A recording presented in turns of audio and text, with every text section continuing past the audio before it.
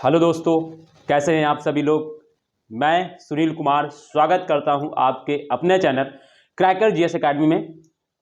दोस्तों, अगर हम बात करें तो हम यहां पर इंडियन ज्योग्राफी की सीरीज कर रहे हैं, जिसके अंतर्गत जो हमारा टॉपिक चल रहा है वो है भारत की ऋतुएं। ठीक है, वैसे अगर हम और उसको थोड़ा सा इलोबरेट करके आपको बताएं तो हम लोग पढ़ रहे थे भारत की जलवायु। भारत की जलवायु के अंतर्गत एक सब टॉपिक होता है भारत की ऋतुएं। ठीक है, तो हम लोग लास्ट क्लास में दोस्तों क्या पढ़ रहे थे, तो हम लोग पढ़ रहे थे भारत की ऋतुएं यानी सीजन्स ऑफ इंडिया। क्या पढ़ रहे थे, अगर मैं इसकी बात करूं आपके सामने तो भारत की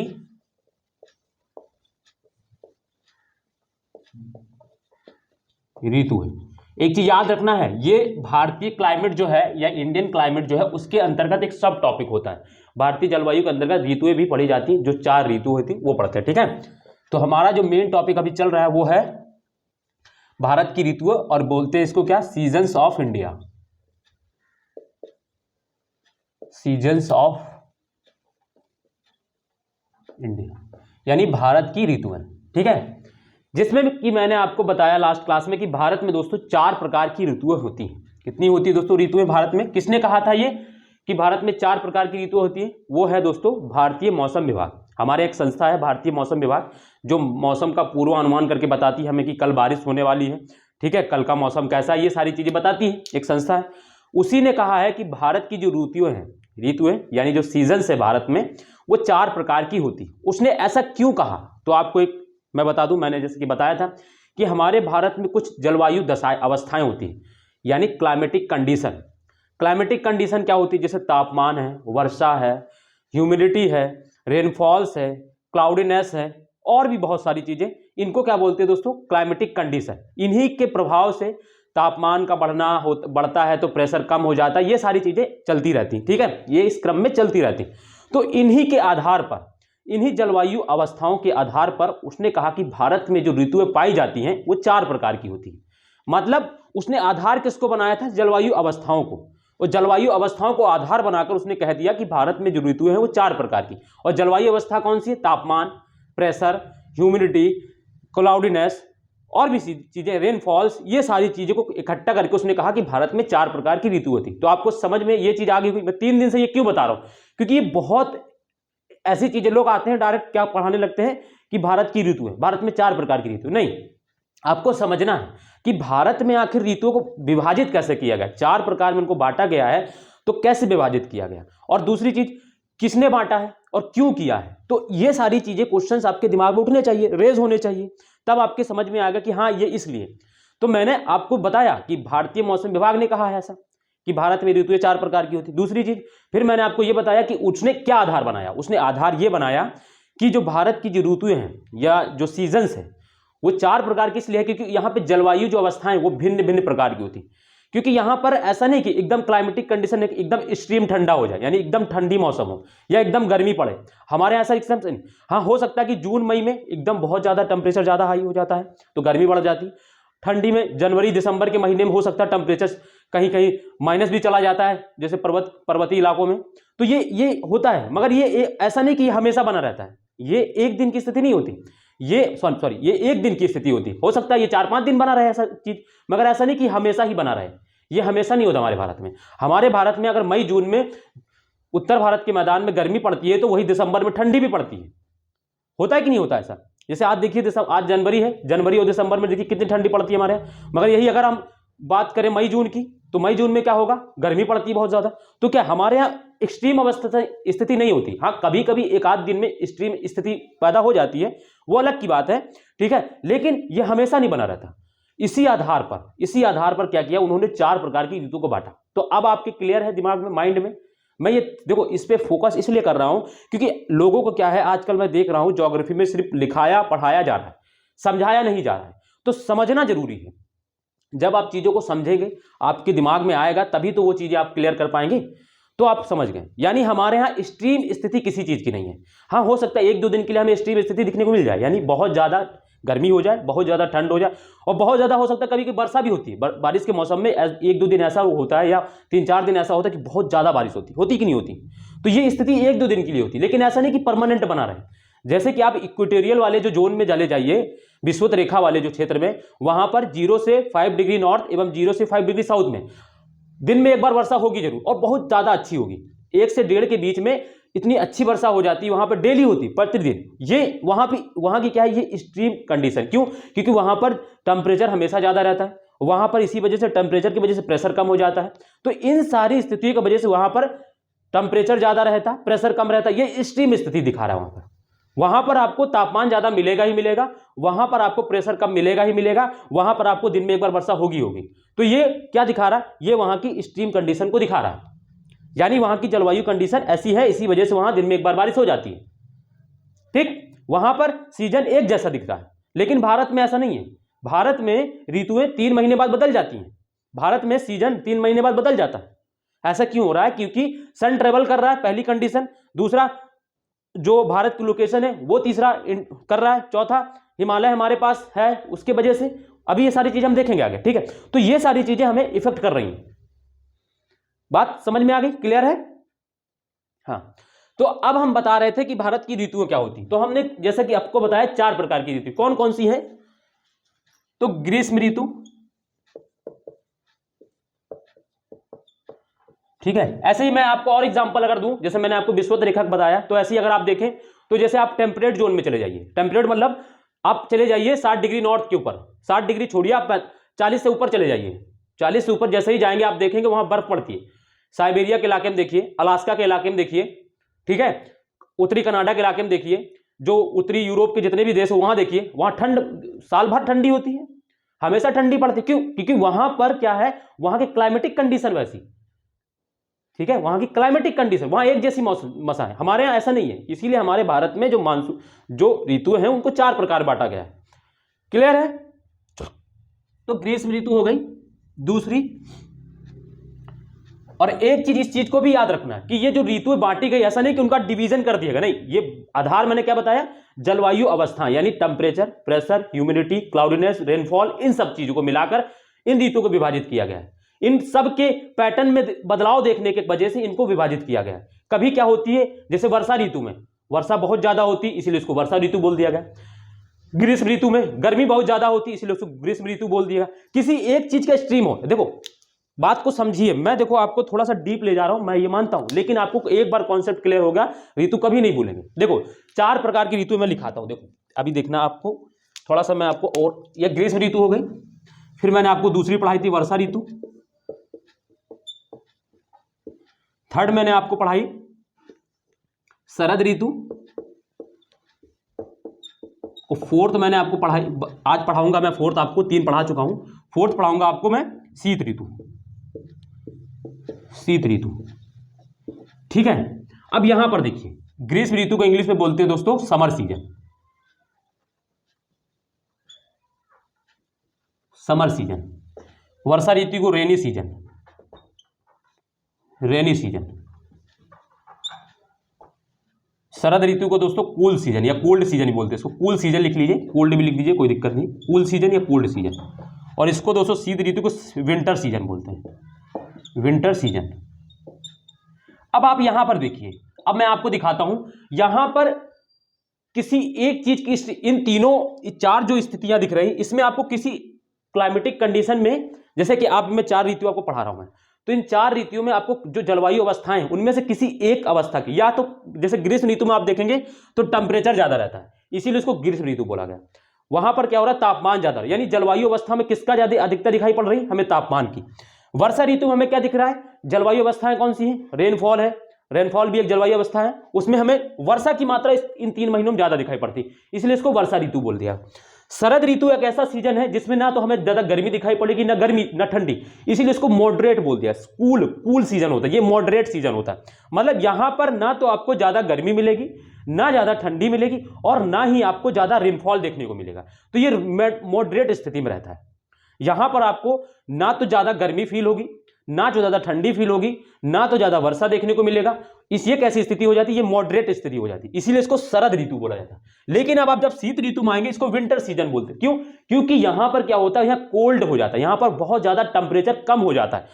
क्या हो रहा है, क्लाइमेटिक कंडीशन में टेम्परेचर क्या हो रहा है, कम हो रहा है। टेम्परेचर कम हो रहा है तो मतलब क्या हो रहा है, यहां पर ठंडी बढ़ रही, यानी टेम्परेचर के आधार पर इसको क्या बोल दिएगा, शीत ऋतु बोला गया। अब यहां पर एक चीज ये जानना है, हम कंपेयर करेंगे तो वो जलवायु अवस्थाओं के आधार पर ही करेंगे। ऐसा नहीं है कि यार ठंड पड़ रही है तो हम यहां बर्फबारी की वजह से मान लेंगे, नहीं, क्योंकि क्लाइमेटिक कंडीशन कौन कौन सी है, प्रेशर है, टेम्परेचर है, रेनफॉल है, क्लाउडीनेस है, ह्यूमिडिटी है, ईटीसी, इन सब के आधार पर हम ऋतुओं का विभाजन कर रहे हैं। तो जो कम या ज्यादा होगा उसके आधार पर उसका नाम रख दिया गया। यहां पर टेम्परेचर ज्यादा तो वहां पर ग्रीष्म ऋतु, यहां पर टेम्परेचर कम तो शीत ऋतु, यहां पर मॉडरेट हर अवस्थाओं की सारी क्लाइमेटिक कंडीशन अवस्थाएं मॉडरेट तो इसको शरद ऋतु। यहां पर वर्षा की अधिकता यानी जो क्लाइमेटिक कंडीशन है, जो वर्षा की क्लाइमेटिक कंडीशन में वर्षा एक अवस्था है तो वो भी उसमें वो चीज ज्यादा हो रही है, इस वजह से इसको वर्षा ऋतु बोला जाता है। क्लियर है नाम क्यों रखा गया? देखो मैं थोड़ा सा हो रहा हूं, मैं थोड़ा सा आपको डिटेल में ले जा रहा हूं, मैं ये मान रहा हूं, लेकिन एक बार आपका कॉन्सेप्ट बिल्डअप हो गया, अब दोबारा कभी नहीं भूलेंगे। आप सबसे बेटर पोजीशन में होंगे जब आप किसी के सामने खड़े होंगे, वर्षा ऋतु बताते समय बहुत आराम से आप बताएंगे। और मैं कह रहा हूं आप यूट्यूब से छोड़िए, आप पेड क्लास पे किसी पढ़ के देखिए, ये सारी चीजें आपको पढ़ाते हुए कोई नहीं मिलेगा। ठीक है, ये सारी चीजें आपको कोई नहीं बताते मिलेगा, ये मैं आपको गारंटी दे रहा हूं। लेकिन मैं आपको, क्योंकि मैं बुक्स ज्योग्राफी में मैं रिसर्च करता हूं खुद से, चीजों को मैं खुद से एनालाइज करता हूं, चीजों को मैं खुद से समझता हूं, इसी वजह से मैं ये सारी चीजें आपको बता पा रहा हूं। ठीक है, तो ये आपको ध्यान रखना है ये सारी चीजें क्यों डिवीजन की गई है। ठीक है, तो आपको क्लियर हो गया होगा। तो हमने देखो, और मैं आपको जो भी नए बच्चे हैं मैं आपको बता दूं, हम लोग पीछे ऑलरेडी दोस्तों ये 3 सीजन पढ़ चुके हैं, ग्रीष्म ऋतु, वर्षा ऋतु, शरद ऋतु, और आज जो पढ़ने वाले हैं शीत ऋतु। ठीक है, शीत ऋतु। मैंने आपको कहा कि जैसे हमारे यहाँ क्या होता है, साल दोस्तों क्या होता है, 12 महीने का होता है, 12 महीने का साल है, तो उनको दोस्तों क्या कर दिया गया, हर ऋतु को 3 महीने में डिवीजन कर दिया गया, यानी 4 ऋतु है तो 3 महीने का एक ऋतु, एक सीजन होता है। ठीक है, और वो क्यों होता है तो मैंने आपको ये बता दिया, पीछे बता दिया। ठीक है, तो चलिए हम लोग देखते हैं शीत ऋतु की पोजीशन क्या होती है। अब शीत ऋतु को समझेंगे।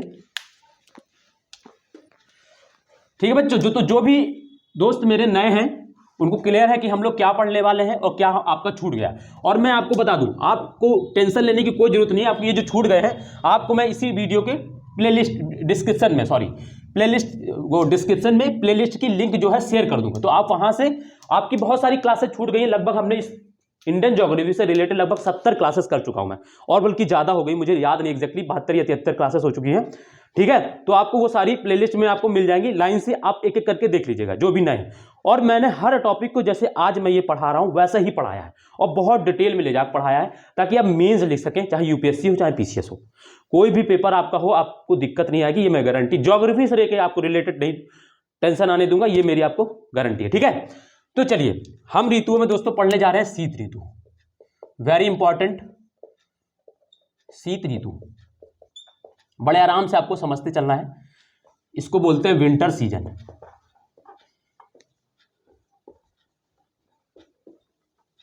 देखो मैं आपको हर चीज को मैप पे समझाता हूं, पहले समझेंगे फिर लिख लेंगे। ठीक है, आपको लिखने की टेंशन नहीं लेनी, मैं जो समझा रहा हूं वो सब चीजें आपको लिखाऊंगा, पहले आपको यहां पे समझना है फिर मैं आपको लिखा दूंगा। ठीक है, तो समझिए शीत ऋतु क्या है। जैसे कि देखो हम बताते हैं आपको, ये दोस्तों क्या होता है, ये अर्थ है, मैं आपको, ठीक बच्चों, तो ये अर्थ है। ठीक, अर्थ में दोस्तों यहां पर दोस्तों क्या होता है, यहां से एक लाइन गुजरती है जिसको बोलते हैं 0 डिग्री, 0 डिग्री वो क्या होती है, इक्वेटर। अब थोड़ा सा तिरछा होगा तो कोई दिक्कत नहीं, ये इसको दोस्तों 0 डिग्री बोलते हैं। और ये कौन सी, थोड़ी सी तिरछी हो गई हमको लग रहा है, एक सेकंड,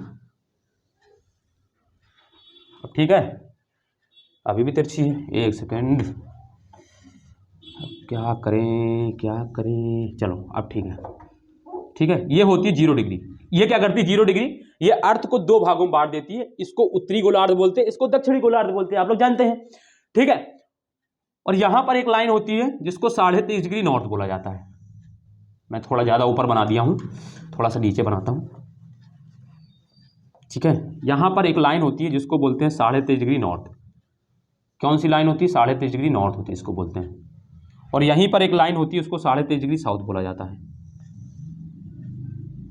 ठीक है, 23.5 डिग्री साउथ बोला है इसको। देखो ये कर्क रेखा, ये मकर रेखा, ये बीच में विषुवत रेखा, ये इसके नीचे ये दक्षिणी गोलार्ध, इसके ऊपर ये उत्तरी गोलार्ध। ठीक है, तो जैसे कि मैंने आपको बताया सीजन चार सीजन है हमारे भारत में। तो और भारत जो सन जो है वो पूरे अर्थ पर 4 पोजीशन बनाता अपनी। कैसे बनाता देखो, जैसे कि 21 मार्च को ये सन हो गए, दूसरा ये सन हो गया, तीसरा ये सन हो गया, चौथा ये सन हो गया, ठीक है। 21 ये दोस्तों ये कब की स्थिति है सन की, तो ये 21 मार्च की, ठीक है। फिर ये कब की स्थिति है, ये 21 जून की, ठीक है। ये कब की स्थिति है, ये 23 सितंबर की, ठीक है। और ये कब की स्थिति है सन की, ये कब की है, तो ये 22 दिसंबर की, ठीक है, 22 दिसंबर की। अब आपको मैं बताऊं, ये जो शीत ऋतु है, ये शीत ऋतु शुरू कब से होती है, अब मंथ जान जाएंगे आपको आइडिया हो जाएगा। शीत ऋतु कब से शुरू होती है, तो ये मध्य नवंबर से लेकर मध्य मार्च तक ये ऋतु रहती है। 3 महीने ये चलती है, मध्य नवंबर से मध्य मार्च तक रहती है। अब आप यहां पर मुझे बताइए, अब मुझे ये बताइए कि यहां पर सन अभी कहां पर होगा, ठीक है, सन अभी कहां होगा। तो आपको दिख रहा है कि ये दिसंबर है, दिसंबर से जस्ट 1 महीने पहले से हमारा ये शुरू हो रहा है शीत ऋतु। तो सन दोस्तों लगभग मुझे लग रहा है इस जगह पर होगा। यहां पर कोई एक लैटिट्यूड होगा, यहां पर कोई एक लैटिट्यूड होगी। ऐसा नहीं कि 0 23.5 डिग्री नहीं, उसके बाद 1 डिग्री लैटिट्यूड होता है, 2 डिग्री लैटिट्यूड होता है, 3 डिग्री लैटिट्यूड होता है, 4 होता है, इस तरीके 23.5 डिग्री। लेकिन हो सकता है इससे क्या है 23 डिग्री से ऊपर कोई एक लैटिट्यूड होगा। यहां पर मान लो यहां पर सन होगा, इस समय सन यहां पर होगा। अब आप मुझे ये बताइए, जब सन यहां पर है और आपको ये पता है कि सन अर्थ को जो सोर्स ऑफ लाइट यानी सोर्स ऑफ एनर्जी जो प्राप्त होती है वो कहां से प्राप्त होती है, सन की लाइट से, सन किरणें से, सन रेडिएशन से। और सन और हमारा भारत आप कहां पर है मैं आपको बता रहा हूं, देखिए। और हमारा भारत जो है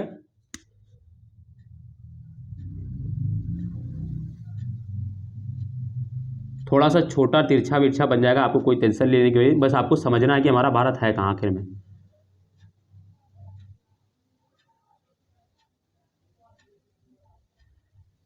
ठीक है, इस तरीके से ये हमारा भारत यहां पर होता है, ठीक है। हालांकि थोड़ा सा ये नीचे ऊपर बन गया है, ठीक है, थोड़ा सा ऊपर बन गया है। एक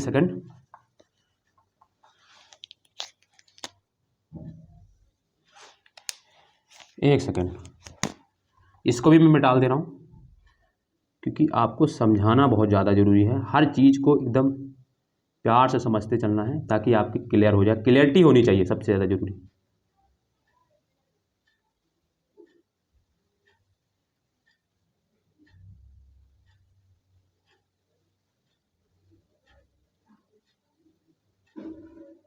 ठीक है बच्चों, ये भारत होता है हमारा, पैरा भारत यहां पर है, ठीक है, 23.5 डिग्री नॉर्थ। और सन कहां पहुंच गया आप देखिए, सन यहां पर पहुंच गया दक्षिणी गोलार्ध। हमारा भारत, प्यारा भारत है कहां पर, उत्तरी गोलार्ध में। सन कहां पहुंच गया, दक्षिणी गोलार्ध में, नवंबर की बात, नवंबर में। तो अब सोचिए, जब हम जानते हैं अर्थ की एनर्जी का सोर्स क्या है, तो सनलाइट्स होती है, यानी अर्थ को जो एनर्जी प्राप्त होती है, जो अर्थ गर्म होता है वो किसकी वजह से होता है, तो सनलाइट की वजह से। और जब सन हमारे पास था तभी गर्मी हो रही थी, लेकिन अब सन जो है ट्रेवल करके 0 डिग्री से साउथ की ओर 23.5 डिग्री नॉर्थ साउथ की ओर जाने लगा और नवंबर में पहुंच गया उत्तरी गोलार्ध के, सॉरी, दक्षिणी गोलार्ध के लगभग मध्य में, और बल्कि मध्य क्रॉस कर चुका, ठीक है। तो अब सोचिए कि हमारे भारत में सन है नहीं, हमारे भारत के गोलार्ध में सन है ही नहीं, जिस गोलार्ध में हमारा भारत है उस गोलार्ध में सन है ही नहीं, तो हमें सोर्स ऑफ लाइट कैसे प्राप्त होगी। हालांकि तिरछी विकिरणें थोड़ी बहुत पड़ती है, लेकिन उतना डायरेक्टली परपेंडिकुलर नहीं पड़ती। तो परपेंडिकुलर नहीं पड़ती तो टेम्परेचर क्या हो जाएगा, कम हो जाएगा, यानी तापमान हमारे यहां कम हो जाएगा। तापमान हमारे यहां कंपेरेटिवली अगर हम देखें, जो अगर हम तुलना करें दिसंबर की तुलना में, अगर हम बात करें, सॉरी हाँ, मई की तुलना में दिसंबर में अगर हम तापमान की तुलना करेंगे तो कम हो जाएगा। दिसंबर में तापमान क्या होगा, कम होगा। आज आप देखिए, जनवरी चल रही है, आज आपकी 9 जनवरी है, ठीक है। तो आज आप तापमान की बात करेंगे तो आज तापमान को देखिए कितना ज्यादा है। आज तापमान की अगर आप बात करेंगे तो तापमान आज कितना कम है, मतलब सॉरी कम है, ज्यादा नहीं, कम है। ये क्या है, अभी क्या हो रहा है इस समय तापमान, तो दोस्तों शाम को और सुबह की टाइम लगभग 5 से 6 डिग्री सेल्सियस के आसपास पहुंच जा रहा है, ठीक है। और हमें लग रहा है पर्वतीय इलाके में तो माइनस में भी होगा कि नहीं होगा, पर्वतीय इलाके में माइनस में होगा। तो क्यों, ऐसा क्यों हो रहा है, क्योंकि सन हमारे पास है ही नहीं। जब हमारे पास सन है ही नहीं तो जाहिर सी बात, सोर्स ऑफ लाइट क्या होता है, अर्थ को जो एनर्जी या तापमान प्राप्त होता है वो कैसे होता है, वो सोर्स सन से, और सन हमारे गोलार्ध में है नहीं। इसी वजह से यहां पर क्या होता है, दिसंबर क्या होता है, नवंबर के बाद, अक्टूबर के बाद दोस्तों क्या होता है, या सितंबर के बाद ही कह लीजिए, सितंबर अक्टूबर के बाद थोड़ी थोड़ी ठंड बढ़ने लगती है। सितंबर अक्टूबर में ये स्थिति रहती है कि हमको दिन में कुछ नहीं, आराम से हम बनियान टी शर्ट पहन के घूम सकते हैं, लेकिन रात को हमें कंबल ओढ़ना पड़ जाता है, क्योंकि रात का जो टेम्परेचर है थोड़ा ज़्यादा गिर जाता है। लेकिन यही अगर हम नवंबर में प्रवेश करते हैं तो फिर हमें धीरे धीरे कुछ मोटी कपड़े, ऊनी कपड़े पहनने पड़ते हैं, और जब हम दिसंबर जनवरी में पहुंचते हैं तो फिर हमें 3-3 जैकेट की जरूरत पड़ सकती है। जैसे आज की स्थिति यह है कि अब इतना ठंडा पड़ रहा है कि हमें अगर रजाई भी ओढ़ना पड़े तो भी उसमें ठंडी लगती है। तो ये क्यों हो रहा है, क्योंकि सन हमारे गोलार्ध में नहीं है, सन ट्रेवल कर चुका है, सन ट्रेवल करके पहुंच गया है दक्षिणी गोलार्ध में, और यहां पर लाइट पहुंच नहीं रही है, और इस वजह से यहां पर तापमान कम। और मैं बता दूं उत्तरी गोलार्ध में दोस्तों तापमान इस समय कितना होता है, तो लगभग उत्तर भारत के, देखो मैं आपको एक चीज बता दूं, ये जो मैं तापमान आपको बता रहा हूं ये औसत बता रहा हूं, यानी 3 महीने में औसत इतना रहता है। लेकिन अगर ऐसा नहीं होता, कभी कभी ये एक्सट्रीम पहुंच जाता है, यानी कभी कभी क्या होगा, इससे कम भी हो जाएगा, कभी कभी इससे ज्यादा भी रहता है। तो मैं आपको औसत बता रहा हूं कि औसत लगभग इतना रहता ही रहता है। कितना रहता है, तो 10 से 15 डिग्री सेल्सियस के बीच में रहता है। कहां पर, उत्तर भारत में, ठीक है, उत्तर भारत का मतलब इस वाले इलाके में, ठीक है, उत्तर भारत में। उत्तर भारत का मतलब मैंने बताया था, जो विंध्याचल पर्वत है उसके ऊपर वाले इलाके में लगभग 10 से 15 डिग्री सेल्सियस तापमान रहता है। कब, नवंबर, दिसंबर और फरवरी के मध्य तक, ठीक है। लेकिन यही अगर हम बात करें तो इसी समय तापमान, अगर हम पर्वतीय इलाकों की बात करेंगे, अगर पर्वतीय क्षेत्रों की बात करेंगे, जैसे हिमाचल प्रदेश, उत्तराखंड के इलाके में अगर हम बात करें राज्यों में, तो वहां पर तापमान और कम हो जाता है। वहां पर तापमान लगभग 5 डिग्री सेंटीग्रेड के आसपास रहता है औसत। ये क्या होता है, ये कभी हो सकता है कि माइनस में वहां पहुंच जाए, और यह हो सकता है कि उत्तर भारत के मैदान में 10-15 डिग्री सेल्सियस से नीचे पहुंचकर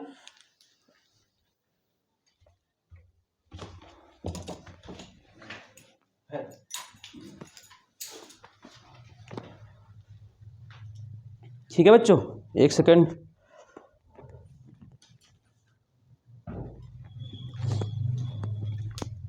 ठीक है, हो सकता है कि 10-15 डिग्री सेल्सियस से नीचे गिरकर ये पहुंच जाए लगभग 7, 8, 5, 6। आज जैसी स्थिति यह है कि दिन का टेम्परेचर भी 10-11 के आसपास ही रह रहा है, रात में ये कम हो जाता है, 6 से 7 डिग्री सेल्सियस पहुंच जाता है। तो ऐसा 1-2 दिन हो जाए, और ऐसा हो सकता है कि 4-5 दिन और हो, लेकिन ये ऐसा नहीं कि पूरे 3 महीने 6 से 7 डिग्री बना रहता है, नहीं, पूरे 3 महीने नहीं रहता। तो औसत तापमान निकाला जाता है। औसत तापमान अगर हम बात करें तो कितना होता है, 10 से 15 डिग्री सेल्सियस होता है। कहां पर, उत्तर भारत के मैदान की हम बात करें, उत्तर भारत के मैदान में अगर हम बात करें तो ये राजस्थान के मैदान में भी इतना ही रहता है, वहां पर भी टेम्परेचर इतना ही रहता है, ठीक है।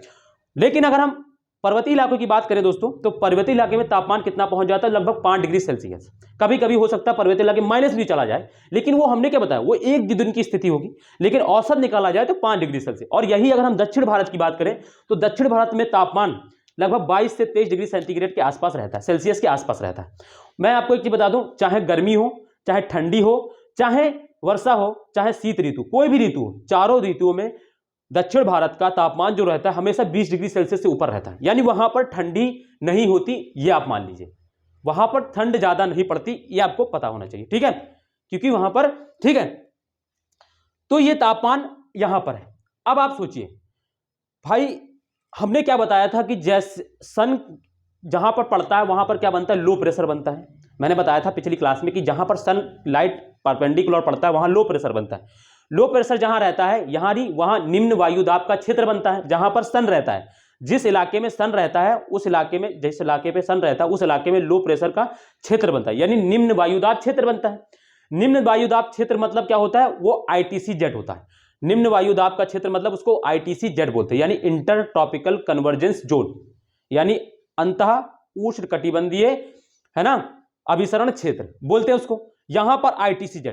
अब आप सोचिए ITC-Z यहां पर है, और मैंने बताया था कि ITC-Z यहां पर आ गया, ठीक है। और इसी वजह से दोस्तों क्या होता है, जो पश्चिमी जेड स्ट्रीम होती है, मैंने बताया था पश्चिमी जेड स्ट्रीम क्या होती है, ITC-Z के शिफ्ट होने पर पश्चिमी जेड स्ट्रीम भी ऊपर नीचे खिसकती रहती। जैसे ही क्या होता है, मैंने बताया था जब ITC-Z हमारे भारत पर होती है तब ITC-Z कहां पहुंच जाती, बहुत ऊपर पहुंच जाती, उत्तर भारत के मैदान, हिमालय को पार करके उधर चली जाती, तिब्बत के साइबेरियन इलाके में। लेकिन जब ITC-Z खिसक के नीचे आती है, यहां पर पहुंचती है, तब ITC-Z भी दोस्तों क्या होता है, तब ITC-Z भी क्या होता है, जैसे मान लो ये ITC-Z है, ये हमारे भारत के, उत्तर भारत के मैदान पे इस तरीके से परपेंडिकुलर हो जाती, और इसके वजह से क्या होता है, यहां पर हाई प्रेशर बन जाता है, ठीक है। हाई प्रेशर तो वैसे ही बन जाएगा भाई, तापमान कम है तो हाई प्रेशर ज्यादा रहेगा, मैंने बताया था टेम्परेचर इन्वर्सली प्रोपोर्शनल होता है प्रेशर के, यानी अगर तापमान बढ़ा तो प्रेशर कम, और अगर तापमान कम हुआ तो प्रेशर कम, है ना, प्रेशर ज्यादा हो जाएगा। तो यहां पर प्रेशर ज्यादा हो जाता है, ये कंडीशन होगा। और इस वजह से दोस्तों क्या होता है, हमारे भारत में ठंडी पड़ती। तो आप ठंड का मतलब समझ गए, तापमान कम का मतलब समझ गए क्यों हो रहा है, ये सारी चीजें कंडीशन समझ गए ये। अब यहां पर एक चीज और आपको समझना है, इस ठंड के मौसम में हम देखते हैं कि उत्तर पश्चिमी इलाके, यानी जो राजस्थान है, पंजाब का इलाका है, या हरियाणा के कुछ क्षेत्रों में क्या होता है, ठंडियों में हल्की फुल्की बारिश हो जाती है, आपने देखा होगा, ठीक है, हल्की फुल्की बारिश हो जाती है। इसका रीजन क्या होता है, इसका रीजन ये होता है कि ये जो पश्चिमी जेट स्ट्रीम आ रही है ना हमारे पास, ये पश्चिमी जेट स्ट्रीम हमारे भारत पे जब आ रही है तो इसके साथ में क्या होता है, भूमध्य सागरीय जो में बनने वाले शीतोष्ण कटिबंधीय चक्रवात होते हैं, भूमध्य सागर। अब यहां पर देखिए ये जो हो गया, देखो अभी मैं थोड़ा सा मैं आपको और ले जा रहा हूं, इसी गोले में बना रहा हूं दोस्तों, ठीक है, इसी गोले में मैं आपको बना रहा हूं, छोड़ो इस गोले में नहीं, आगे ले जा रहा हूं, इसको मैं हटा रहा हूं, ठीक है, दूसरे में बना रहा हूं ताकि आपको और क्लियर होगा। हालांकि भूमध्य पश्चिमी विक्षोभ हम अभी नहीं समझा रहे, लेकिन थोड़ा सा मैं आपको क्लियर कर दे रहा हूं, ठीक है, थोड़ा सा मैं आपको क्लियर कर दे रहा हूं, बस थोड़ा सा, ज्यादा नहीं। देखो यहां पर दोस्तों क्या होता है, एक चीज को बस थोड़ा सा आपको ध्यान देना है, मैं आपको वो चीजें समझा रहा हूं जो आपको कहीं नहीं मिलेगी। ये 0 डिग्री होता है दोस्तों, ठीक है, ये 0 डिग्री है,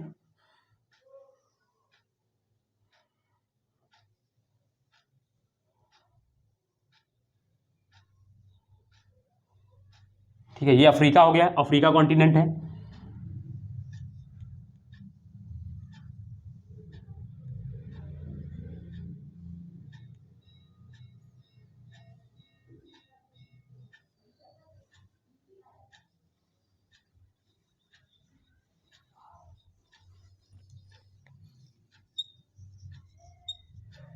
ठीक है दोस्तों, ये अफ्रीका कॉन्टिनेंट है। अफ्रीका कॉन्टिनेंट के ऊपर मैं यहां पर कुछ डॉट डॉट करके इस तरीके से बना रहा हूं, उसको बोलते हैं मेडिटेरियन सी। क्या बोलते हैं उसको, मेडिटेरियन सी बोलते हैं, यानी भूमध्य सागर बोलते हैं इसको। ये भूमध्य सागर होता है, आपने मैप में देखा होगा, एटलस अगर आप भूलेंगे तो आपको मिल जाएगा भूमध्य सागर, ठीक है, इसको क्या बोलते हैं, भूमध्य सागर, भूमध्य सागर, ठीक है, भूमध्य सागर। अब आपको एक चीज बता दूं, गर्मी में यह होता है कि गर्मी में जो पश्चिमी जेट स्ट्रीम होती है वो ऐसे चलती है, भारत के बहुत ऊपर से चलती है, ठीक है, क्योंकि हमारे पास ITC-Z होता है यहां पर, ठीक। लेकिन जब ठंडियों की बात आती है तो ठंडियों में दोस्तों जेट स्ट्रीम जो होती है वो ऐसे चलने लगती है। हमारे भारत के उत्तर भारत के मैदान में इस तरीके से 2 शाखाओं में विभाजित हो जाती है। जैसे यहां पर अगर आप देखेंगे तो हिमालय होता है दोस्तों, हिमालय और तिब्बत का पठार होता है यहां पर, तो इस वजह से ये जो शाखा होती है 2 भागों में बढ़ जाती है पश्चिमी जेट, ये उत्तर भारत में इस तरीके से बहने लगती है। और बात यह है कि ये दोस्तों क्या है, ठंडी का मौसम है, शीतोष्ण कटिबंधीय क्षेत्र है, ये आप जानते भी हैं, ये शीतोष्ण कटिबंधीय क्षेत्र होता है। इसमें होता यह है कि शीतोष्ण कटिबंधीय जो चक्रवात होते हैं वो बन जाते हैं। अब ये क्यों बनते हैं तो ये मैं आपको अलग से बनाऊंगा, ठीक है। यहां पर ये बनते हैं भूमध्य सागर में, और भूमध्य सागर में बनते हैं, और ये इनकी क्षमता नहीं है कि हमारे पास आ जाए, लेकिन होता यह है कि ठंडियों में जेट स्ट्रीम जो है वो हमारे भारत की ओर चलती है, क्योंकि जेट स्ट्रीम की तो ये एक ऐसी वायु है, कह लीजिए एक ऐसा वायु प्रवाह तंत्र है जो साल भर चलती है, इस पे किसी चीज का प्रभाव नहीं होता, बस प्रभाव ये होता है कि ऊपर नीचे शिफ्ट करती रहती है टेम्परेचर की वजह से, ठीक है। और इसका डायरेक्शन एक ही जैसा, ये पश्चिम से पूरब की ओर चलती रहती है, ठीक है, हमेशा चलती है, ये परमानेंट है, ये हमेशा चलती रहती। तो जब ये नीचे से यहां से चलना प्रारंभ करती है तो रीजन ये होता है कि ये भूमध्य सागर से चलना प्रारंभ हो जाता है इसका, और इस रीजन से बात ये होती है दोस्तों, बनता है कि यहां पर बनते भूमध्य सागरीय यहां बन जाते बस शीतोष्ण कटिबंधीय चक्रवात, जिनको पश्चिमी विक्षोभ बोला जाता है हमारे भारत में, उनको क्या करती, वो घसीट ले जाती अपने साथ। ये क्या करती, कहती चलो हम चल रहे हैं टहलने भारत, तुम भी चलो टहलने भारत। वो क्या करती, जबरदस्ती इसको पकड़ ले जाती। जैसे कुछ दोस्त होते हैं ना हरामी, वो किसी दोस्त को कहीं ले जाना तो वो क्या करते हैं, 1-2 बार पूछेंगे नहीं मानेगा तो उसको जबरदस्ती ले जाएंगे। ऐसे ही इसका भी हाल है, भूमध्य सागर जो है उसके साथ, ये पश्चिमी विक्षोभ है वो उसके साथ जाना नहीं चाहता, लेकिन इसकी गति इतनी ज्यादा होती है, बहुत तेज ये चलती है, इतनी ज्यादा गति होती है कि ये बेचारा अपने आप को रोक ही नहीं पाता उस जगह पर, और रोक नहीं पाता, इसके साथ बह जाता है, इसके साथ भारत में चला जाता है, ठीक है, भारत में चला जाता है। अब जब भारत में देखो, अब ये बना कहां पर, अब इस चीज को देखें, ये बनता है भूमध्य सागर के इलाके। भूमध्य सागर कैसा इलाका, स्थलीय इलाके, सॉरी जलीय इलाका है। और जलीय इलाका है तो जलीय इलाके में दोस्तों होता क्या है कि पानी है, यानी हवाएं यहां से ऑलरेडी नमी प्राप्त कर चुकी हैं। अब उनको बस क्या करना है, झमाझम रंगारंग प्रोग्राम बनाना है कहीं पर भी। अब वो होता यह है कि यहां से चलना प्रारंभ करती हैं, ये क्या करती हैं, इन भागों में वर्षा कराती हैं, लेकिन भारत तक पहुंचते पहुंचते इसमें बहुत कम नमी रह जाती और इसीलिए भारत के उत्तर पश्चिमी इलाके में सिर्फ वर्षा करा पाती है। ठीक है, राजस्थान के कुछ इलाकों में वर्षा कराती है, जहां पर इसको बोला जाता है मावट वर्षा, मावट की वर्षा बोलते हैं इसको। राजस्थान में क्या बोलते हैं, मावट की वर्षा। अब आपको यह चीज याद रखना है कि मावट की वर्षा किससे होती है, तो भूमध्य सागरीय या कह लीजिए पश्चिमी विक्षोभ से वर्षा होती है। समझ में आया पश्चिमी विक्षोभ कैसे काम करता है? मैं आपको इसको डिटेल में पढ़ाऊंगा कब, जब अभी आपको मैं भारतीय मानसून को प्रभावित करने वाले कारक पढ़ाऊंगा। जब मैं आपको भारतीय मानसून को प्रभावित करने वाले कारक पढ़ाऊंगा तब आपको मैं पश्चिमी विक्षोभ बहुत डिटेल से पढ़ाऊंगा। लेकिन अभी आपको समझ में आ गया कि पश्चिमी विक्षोभ क्या होते हैं, शीतोष्ण कटिबंधीय चक्रवात होते हैं। ये क्या होते हैं, ये भूमध्य सागरीय इलाके के ऊपर बनते हैं। ठीक है, इनके अंदर इतनी क्षमता नहीं कि हमारे भारत की ओर ट्रेवल कर पाए, नहीं बन पाते, लेकिन ये ट्रेवल इसलिए कर पाते हैं क्योंकि पश्चिमी जेट स्ट्रीम जो है वो यहीं से सर्दियों में यहीं से चलना प्रारंभ करती है भूमध्य सागर के ऊपर से, और ये बहुत तीव्र गति से चलती है और इसमें बहुत बल होता है। ठीक है, इसी वजह से इस बेचारे को भूमध्य ये जो पश्चिमी विक्षोभ है इसको भी अपने साथ ले बहा जाती है, कहती चलो तुमको भी हम टहला के लेकर आते वहां पर। ठीक है, यहां पर ले जाएंगे और फिर क्या करती है, पश्चिम विक्षोभ में भाई नमी होती है क्योंकि उस हवाओं में समुद्र के ऊपर बनी है, महासागर के ऊपर बनी है, तो नमी होती है, तो यहां से वर्षा कराना शुरू करती है लैंड फॉर्म में। भारत तक पहुंचते पहुंचते बहुत कम नमी रह जाती, इसीलिए भारत के सिर्फ पश्चिमी इलाके में वर्षा करा पाती। राजस्थान है, पंजाब है, हरियाणा वाले इलाके में, या पूर्वी पंजाब या इसको बोलते पश्चिमी उत्तर प्रदेश के कुछ इलाकों में हल्की फुल्की वर्षा होती है ठंडियों में। ठीक है, इसको क्या बोलते हैं, ये इसको पश्चिमी विक्षोभ से होने वाली वर्षा बोलते हैं। और राजस्थान के इलाके में इसको क्या बोलते हैं, मावट की वर्षा बोलते हैं। क्लियर है, मैंने तापमान समझा दिया, मैंने वर्षा बता दिया कहां पर होता है। आपको एक चीज याद रखना है, किस मौसम में कहां पर वर्षा होती है, यह बहुत इंपॉर्टेंट है। तो सर्दी के मौसम में, शीत ऋतु में हमेशा वर्षा किधर होती, पश्चिमी जेट स्ट्रीम पश्चिमी विक्षोभ के कारण कहां पर होती है, पश्चिमी उत्तरी प्रदेश उत्तर क्षेत्र में, है ना। ये राजस्थान, हरियाणा, पंजाब के कुछ इलाकों में होती है। ठीक है, उत्तर प्रदेश के पश्चिमी इलाके में होती है, तो ये होता है वहां पर वर्षा। ठीक है, तापमान मैंने समझा दिया, बस ऋतुओं में इतना ही कुछ पढ़ना होता है। तो आपको ये क्लियर हो गया, सारा सिनेरियो समझ में आ गया ना। बस आपको करना क्या है कि आपको अभी थोड़ा सा वेट करना है, कल 1-2 दिन मैं आपको पश्चिमी विक्षोभ बहुत डिटेल से पढ़ाने वाला हूं। क्यों बनता है ये शीतोष्ण कटिबंधीय चक्रवात, क्यों होता है और ये कैसे भारत की ओर ही क्यों ट्रेवल कर जाता है, तो मैं आपको इस चीज को समझाऊंगा।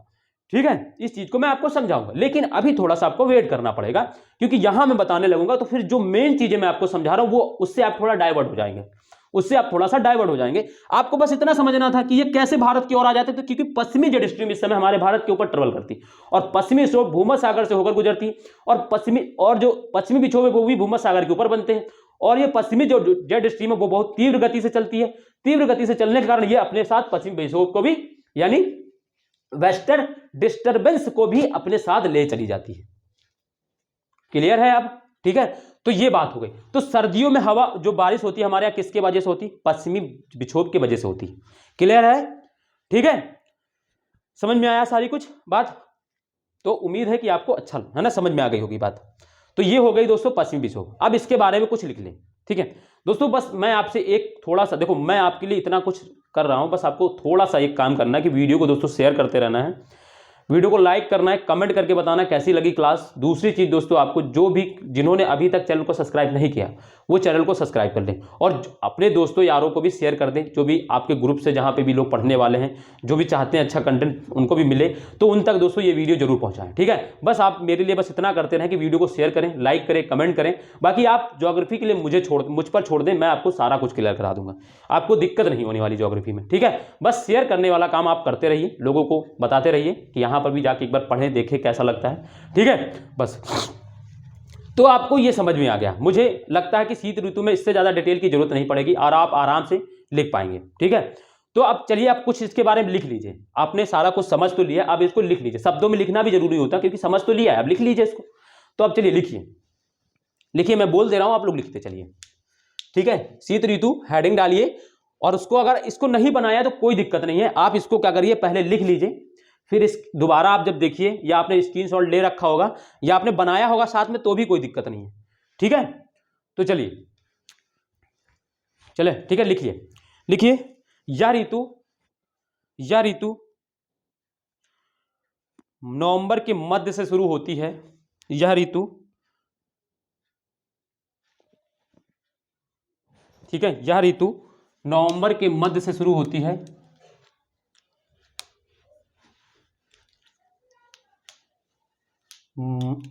यह ऋतु नवंबर के मध्य से शुरू होती है और मध्य सितंबर में समाप्त हो जाती है। और मध्य सितंबर में समाप्त हो जाती है। ठीक है, लिख लिया होगा। पैराग्राफ चेंज करके लिखेंगे। उत्तरी भारत के अधिकांश भागों में, कमर दर्द करने लगी आज खड़े खड़े, पता नहीं क्यों ठंड लग जाती है ऐसा लग रहा है। उत्तरी भारत के अधिकांश भागों में तापमान, उत्तरी भारत के अधिकांश भागों में तापमान, सॉरी इसको थोड़ा काटिए, मैं इसको थोड़ा सा एलुब्रेट करके लिखा दूं आपको। ठीक है, सुनिए, इसको थोड़ा समझिए, मैं आपको थोड़ा सा, इसको काट दीजिए, मैं थोड़ा सा आपको एलुब्रेट करके लिखा दूं थोड़ा सा, क्योंकि आप फिर समझ नहीं पाएंगे। समझो, लिखो, अब मैं जो बोल रहा हूं उसको लिखिए। इस समय सूर्य दक्षिणी गोलार्ध में होता है। इससे पैराग्राफ चेंज करके लिखना है। इस समय सूर्य दक्षिणी गोलार्ध में होता है, दक्षिणी गोलार्ध में होता है, होता है, ठीक है,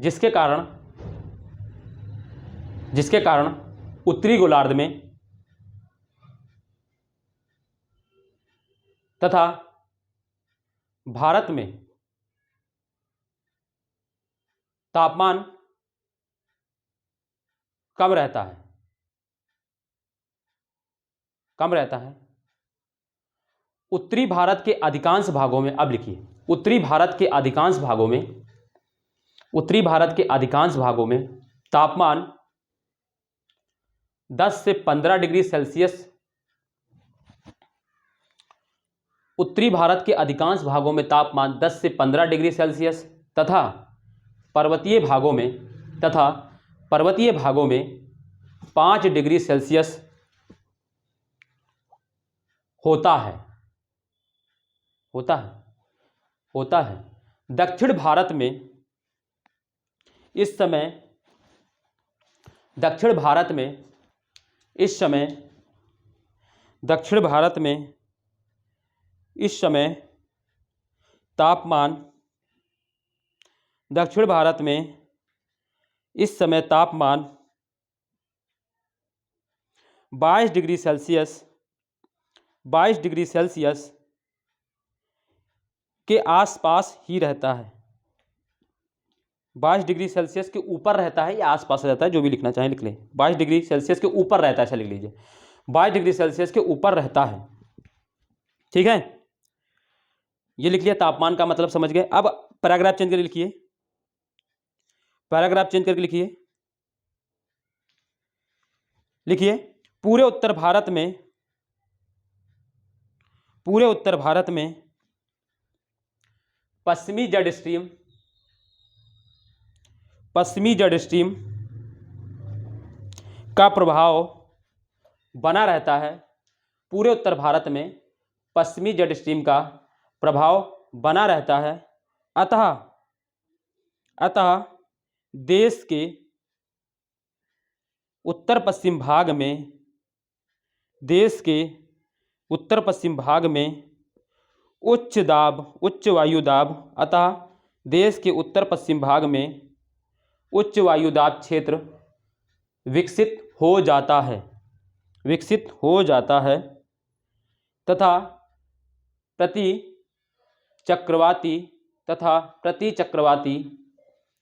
चक्रवाती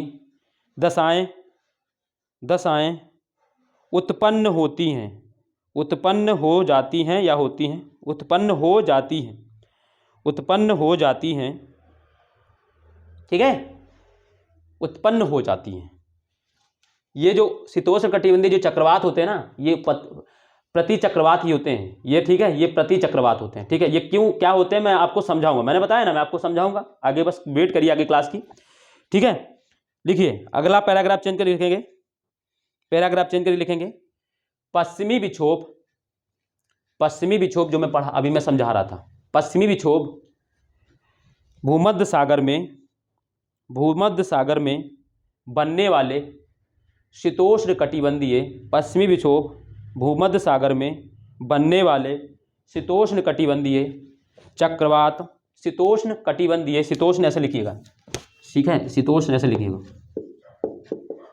शीतोष्ण, शीतोष्ण शीतोष्ण कटिबंधीय चक्रवात हैं भारत की ओर है, सॉरी एक सेकेंड, सॉरी पता नहीं क्यों कमर में दर्द होने लगा, चलिए लिखिए हैं जो हैं लिख लिया ना, चक्रवात हैं जो पश्चिमी जेट स्ट्रीम, जो पश्चिमी जेट स्ट्रीम के साथ पूर्व में भारत की ओर, जो पश्चिमी जेट स्ट्रीम के साथ पूर्व में भारत की ओर खिसते हुए चले आते हैं, खिसते हुए चले आते हैं। इन पश्चिमी विक्षोभों से, इन चले आते हैं, इन पश्चिमी विक्षोभों से, विक्षोभ नहीं लिख पा रहे होंगे तो ऐसे लिखिएगा, पश्चिमी विक्षोभों से, पश्चिमी विक्षोभों से, इन पश्चिमी विक्षोभों से उत्तर पश्चिम के मैदान में, उत्तर पश्चिम के मैदान में, पूरे उत्तर भारत में वर्षा नहीं थी मैंने बताया, उत्तर पश्चिम के मैदान में शीतकालीन वर्षा होती है, शीतकालीन वर्षा होती है, शीतकालीन वर्षा होती। इस वर्षा को उत्तरी राजस्थान में, इस वर्षा को उत्तरी राजस्थान में मावट बहुत इंपॉर्टेंट है, पूछा जाता है ये वर्षा कहाँ होती है, वर्षा को मावट कहते हैं, मावट कहते हैं, ठीक है। तो क्लियर है, कोई दिक्कत नहीं है, सारा कुछ ठीक है बच्चों। तो आपको ये हो गई हमारी भारत की सारी ऋतुएं, हमने 4 की ऋतुएं, 4 को पढ़ ली और बहुत डिटेल से पढ़ा और बहुत अच्छे से समझा, ठीक है। आपको दिक्कत नहीं आएगी ये मैं आपको गारंटी। अब देखो मेरा एक ही आपसे कहना रहता है कि जब आप क्लास कर लें, क्लास करने के बाद जैसे कोई भी टॉपिक समाप्त हो जाता तो उस टॉपिक से रिलेटेड आप क्या करेंगे, जितने भी प्रीवियस क्वेश्चन पेपर आपको मिल पाए, कहीं से भी क्वेश्चन से मिल जाएं, यूपी पीसीएस हो, अगर यूपीएससी का आप तैयार करें तो यूपीएससी के कोई मिल जाएं, यूपी पीसीएस की अगर आप तैयार करें तो यूपी पीसीएस के पीछे क्वेश्चन मिल जाएं, आरओ एआरओ हैं यूपी में, आप जानते हैं उस वैकेंसी अच्छे क्वेश्चन वहाँ से भी आते, वहाँ की मिल जाएं। तो आप उस टॉपिक से रिलेटेड देखें क्या कि जो हम पढ़ रहे हैं वास्तव में वहाँ से क्वेश्चन पूछे गए कि नहीं पूछे। और देखो ये भी आपको ध्यान रखना है, पीछे क्वेश्चन बने वो तो ठीक है, भविष्य में आने वाले क्वेश्चन भी बनने चाहिए। मान लो जैसे आज आपने जो टॉपिक पढ़ा और मान लो कभी पेपर हुआ और उस टॉपिक से रिलेटेड कोई क्वेश्चन आया और आपसे नहीं बन रहा है तो आपको दिक्कत है, या वो मास्टर नहीं पढ़ा रहा है उसको अच्छे से, या आपके साथ दिक्कत है, ठीक है। तो आपको एक चीज की याद रखना है कि आपको जो पीछे क्वेश्चन है वो भी बनने चाहिए और जो भविष्य में आने वाले क्वेश्चन है वो भी बनने चाहिए। इस तरीकों को लेकर पढ़ाई करनी है आपको, ठीक है। क्योंकि ऐसा नहीं है कि क्वेश्चन एज इट इज वैसा ही फिर से दे दिया जाएगा उठा के आपको अगले पेपर में, नहीं, पेपर का क्वेश्चंस टॉपिक्स वही रहेंगे, क्वेश्चंस का पैटर्न बदलता रहता है, क्वेश्चंस कैसे कैच होते हैं, कैसे पकड़े जाते हैं, ये मेन चीज होती है और उसी अकॉर्डिंग पढ़ाई की जाती है, ठीक है। मेन उद्देश्य हमारी हमको चीजों को क्वालिफाई करना है, ठीक है, और हमें उस अच्छे से पढ़ना है, उस तरीके से पढ़ना है कि हमें चीजें हिट हो पाए, हमें चीजें समझ में आ पाए और हम अच्छे से चीजों को समझ पाए, ठीक है। तो इस चीज को ध्यान में रखते हुए आप पढ़ाई करें अपनी।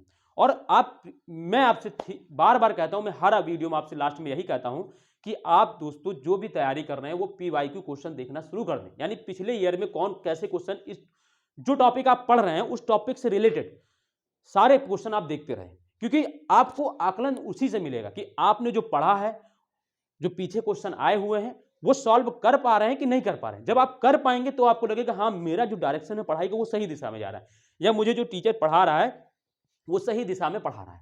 अदरवाइज अगर आपको मान के लगे कि आपको नहीं हो रहा है, जो आपने जो टीचर से पढ़े हैं उससे वो पीछे क्वेश्चन सॉल्व नहीं हो रहे हैं या भविष्य में आने वाले क्वेश्चन सॉल्व नहीं होंगे, तो आपको उसको छोड़ देना है, वो मैं हूं या अदर कोई टीचर भी है, क्योंकि आपको अपने हित से ज्यादा किसी के बारे में नहीं सोचना है। स्टूडेंट्स लाइफ में ये चीज को ध्यान रखना है और चीजों को अच्छे से पढ़ना है, ठीक है। मैं इसीलिए आपको उस चीजों को ध्यान में रखते हुए कि क्या पेपर की डिमांड है और कैसे पढ़ना है उनको ध्यान में रख के आपको पढ़ा रहा हूं, ठीक है। और आपको लगे अगर ऐसा कि नहीं वो चीजें नहीं मिल पा रही जो मुझे चाहिए, तो आप मुझे भी छोड़ सकते हैं, मैं ऐसा नहीं मना करता हूं। ऐसा नहीं जरूरी कि मैं, क्योंकि आपका टाइम वेस्ट होगा, आपके करियर बेकार हो जाएगा। मुझे देखो क्या है, लोगों ने क्या है कि आजकल लोग आसान आसान चीजें पढ़ाते हैं जो पेपर में शायद ही कभी पूछा जाता है, उसमें व्यूज बढ़ते हैं, उनका उनका फायदा है। क्यों? क्योंकि व्यूज बढ़ते हैं, उनको पढ़ाने में आसानी हो रही है, उनको दिक्कत नहीं होती, आते हैं मजे में जिस पढ़ा के चले जाते हैं, डीप कॉन्सेप्ट की कोई जरूरत वो बताते नहीं, तो उनका क्या हो रहा है, उनको व्यूज बढ़ रहा है, उनकी दुकान तो चल रही है। लेकिन बच्चे 3-3 4-4 साल तक वही चीजें देख रहे हैं, बार बार रिपीट कर, लेकिन फिर भी उनसे क्वेश्चन सॉल्व नहीं हो रहा, तो दिक्कत है ना कहीं ना कहीं। तो उस स्ट्रेटजी को, उस पैटर्न को, उस चीज को तोड़ें और डिफरेंट डिफरेंट टीचर से, टॉप एजुकेटर से पढ़ने का मौका देखें। और ऐसा नहीं कि टॉप एजुकेटर जो पढ़ा रहे हैं उसमें नहीं समझ में आ रहा तो उसमें घुसे हुए, नहीं, समझ में ना आए तो भी थोड़ी दिक्कत है, आप थोड़ा समझने का भी प्रयास करें, जो टीचर से आपको समझ में आ रहा है उससे भी जुड़े रहें, ठीक है। लेकिन आपका मेन डिमांड होना चाहिए कि आपके पेपर में पूछे हुए क्वेश्चन वहां से मिल रहे कि नहीं मिल रहे। बाकी सब ठीक है, टॉप एजुकेटर हो, 2 दिन से पढ़ा रहा हो, 4 दिन से पढ़ा रहा हो, उससे मतलब नहीं पड़ता आपको। 1 साल से पढ़ा रहा हो उससे फर्क नहीं पड़ता आपको, 20 साल से पढ़ा रहा हो उससे फर्क नहीं पड़ता। आपके क्वेश्चन सॉल्व हो रहे कि नहीं हो रहे उससे फर्क पड़ता है, ठीक है। तो आप इस चीज को ध्यान में रख के अपनी तैयारी करें और इस चीज को देखकर, क्योंकि देखो ये यूट्यूब की दुनिया है, मैं आपसे एक से ऐसा कर रहा हूं, क्योंकि ये समुद्र है, इसमें लाखों लोग ज्योग्राफी पढ़ा रहे हैं, हजारों लोग ज्योग्राफी पढ़ा रहे हैं, ठीक है। अब आपके डिमांड से, आपके अकॉर्डिंग, आपका क्या डिमांड है, आपके अकॉर्डिंग कैसी चीजें मिल रही, उस अकॉर्डिंग आपको चूज करना है लोगों को, है ना। यहां पर चुनाव का आपके पास एक मौका है, ठीक है। यहां पर चुनाव, ठीक है, साल में हमारे यहाँ 5 सालों में एक बार चुनाव होता है, आपको हर दिन चुनाव करना पड़ता होगा, हर दिन हर टॉपिक के लिए चुनाव करना पड़ेगा, क्योंकि यूट्यूब में कोई टॉपिक, कोई टीचर अच्छे से पढ़ा रहा है, कोई टॉपिक नहीं पढ़ा रहा है, तो आपको अच्छे से पढ़ना है और अच्छे से आपको समझना है। और मैं आपको एक ये भी कहूंगा कि चीजें वहीं से पढ़ें जहां से आपको कलेक्टिवली चीजें मिल जाएं, सारी चीजें एक जगह पे मिल जाएं, ठीक है।